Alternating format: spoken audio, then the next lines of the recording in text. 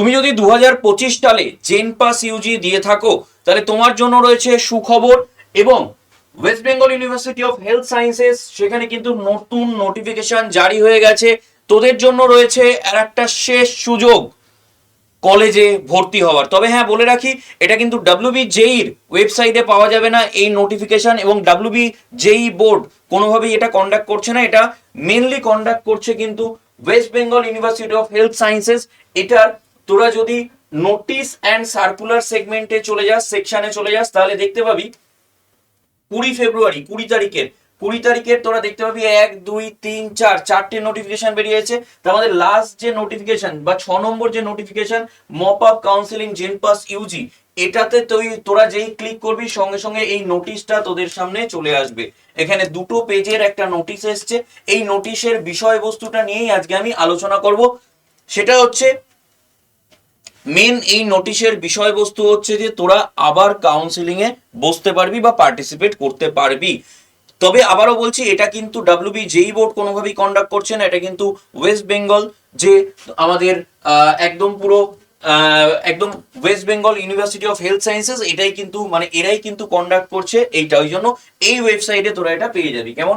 তো এখানে দেখতে পাচ্ছিস eligibility to participate in counselling, registration and choice filling of counselling, এগুলো নিয়ে আমি কথা বলবো। তবে আগে ইম্পর্টেন্ট ডেট গুলো আমি আগে বলে দিই। দেখতে পাচ্ছি সেখানে বলেছে কবে রেজিস্ট্রেশন অ্যান্ড চয়েস ফিলিং বলেছে 24/2/26 থেকে 6/3/26, declaration of allotment of seat 12/3/26, last date of admission at the allotted college 19/3/2026। এই ডেট গুলো একটা স্ক্রিনশট নিয়ে রেখে দে, এই ডেট গুলো ইম্পর্টেন্ট। এই পুরো নোটিফিকেশনটায় কি কি বলা আছে সেটা নিয়ে আমি চলে যাচ্ছি এবার বিস্তারিত আলোচনায়।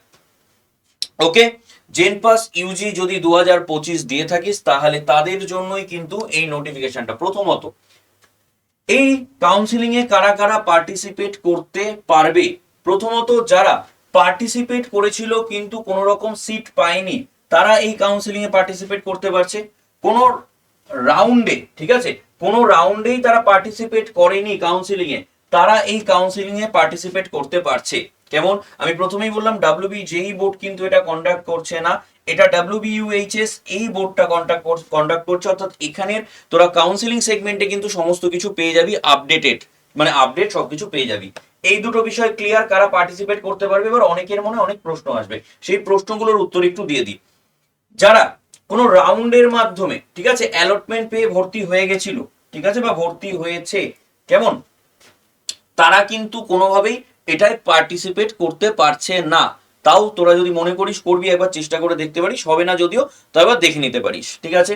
নেক্সট কি বলছে যে অ্যালটমেন্ট পেয়েও, ঠিক আছে, ভর্তি হয়নি, যেমন সে হয়তো প্রাইভেট কলেজ পেয়েছে, অ্যালটমেন্ট পেয়েছিল দিয়েও কেন ভর্তি হয়নি, কারণ সে হয়তো প্রাইভেট কলেজ পেয়েছে, ঠিক আছে, তারাও কিন্তু এই কাউন্সিলিং এর অংশ হতে পারছে না, ঠিক আছে, তারাও কিন্তু কাউন্সিলিং এর অংশ হতে পারছে না। তবে একটা জিনিস বলি, যে এই যে আমি বললাম না অংশ হতে পারছে না, কেমন, এটা কিন্তু নোটিফিকেশনে কিছু সেরকম ভাবে একদম বলা নেই, পার্টিকুলারলি নোটিফিকেশনে কিন্তু এরকম ভাবে কিচ্ছু বলা নেই, ঠিক আছে।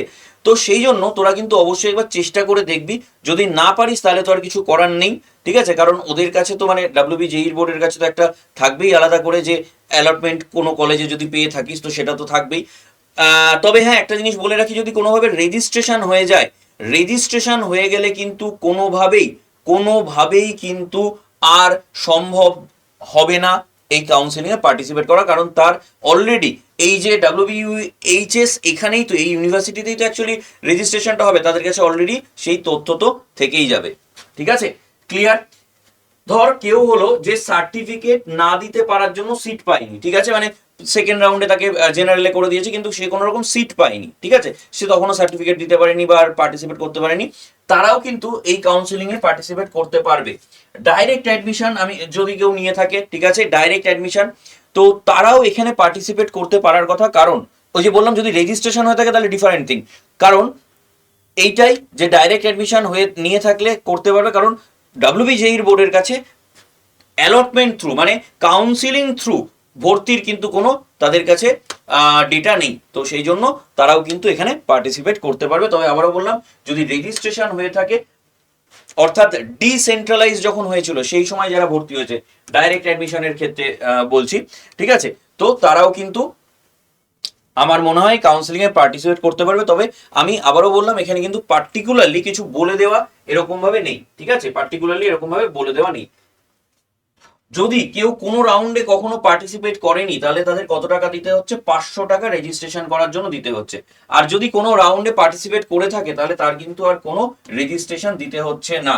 ওকে, ক্লিয়ার। নেক্সট, যদি সিট ম্যাট্রিক্স নিয়ে প্রশ্ন আসে, সিট ম্যাট্রিক্স এখনো দেওয়া হয়নি, তবে এই সমস্ত কিছু আপডেট কিন্তু WBUHS, ঠিক আছে, অর্থাৎ যে ওয়েস্ট বেঙ্গল হেলথ সায়েন্সের যে মানে ওয়েবসাইট, সেখানেই কিন্তু সমস্ত আপডেট পাওয়া যাবে। এটা কিন্তু WBJEE বোর্ডে কিন্তু কোনো রকম আপডেট কিন্তু এটা পাওয়া যাবে না, এটা কিন্তু আমি আগে থেকেই বলে দিলাম, ঠিক আছে। এবার তোদের জন্য আরেকটা কথা বলি, যারা 2025 জেনপাস নিয়ে আর ভাবছিসই না তাদের জন্য আমি বলবো, নিশ্চয়ই 2026 নিয়ে ভাবছিস, তাহলে 26-এর জন্য এখনো ফাউন্ডেশন কোর্স, আমাদের পুরো জেনপাস ইউজি এবং SMFWর জন্য ফাউন্ডেশন কোর্স রয়েছে। এই ফাউন্ডেশন কোর্সের কোর্স ফিজ যদি তোরা Y982 কোডটা ইউজ করে ফেলিস, ঠিক আছে, Y982 কোডটা ইউজ করিস, তাহলে এই কোর্সটা কত দাঁড়াবে, এই কোর্সটার ফিসটা দাঁড়াবে 1949। তবে তোরা যদি আমার সাথে ডিরেক্টলি যোগাযোগ করিস তাহলে কোন নাম্বারে যোগাযোগ করবি, সেটা হচ্ছে আমি বলে দিচ্ছি, 9681 এই নম্বরে যদি ডিরেক্টলি আমার সাথে যোগাযোগ করে নিস, ব্যাচ নিতে চাস বলে, তাহলে তোদের এই ফিসটাও দিতে হবে না, আমি কথা দিলাম, ঠিক আছে, এই ফিসটাও তোদের কিন্তু দিতে হচ্ছে না। আর যারা আপডেটেড নোটিফিকেশন, তাছাড়াও তোরা মক টেস্ট বা এরকম ইনফরমেশন আরো অনেক কিছু জানতে চাইছিস, তাদের জন্য আমি একটা জিনিস বলে রাখি, তারা অবশ্যই এই যে নাম্বারটা বললাম আমি আরেকবার লিখে দিচ্ছি, 9681262518, এই নম্বরে অবশ্যই হোয়াটসঅ্যাপে একটা হাই পাঠাবি। হাই পাঠালে অনেকগুলো গ্রুপের লিংক যাবে, সেই গ্রুপের মধ্যে যে ফার্স্ট গ্রুপটা আছে সেটা দেখবি জেনপাস বলে লেখা আছে। এই জেনপাস যে গ্রুপটা, এই গ্রুপটাতে অবশ্যই জয়েন হয়ে যাস। এই গ্রুপেই আমি সমস্ত নোটিফিকেশন থেকে শুরু করে সমস্ত আপডেটেড ইনফরমেশন এখানেই দিয়ে থাকি। তো আজকের মতো এই পর্যন্তই। চ্যানেলটাকে সাবস্ক্রাইব করে রাখ, সমস্ত আপডেটেড ভিডিও এই চ্যানেলেই তোরা পেয়ে যাবি। থ্যাংক ইউ, দেখা হচ্ছে পরবর্তী ভিডিওতে।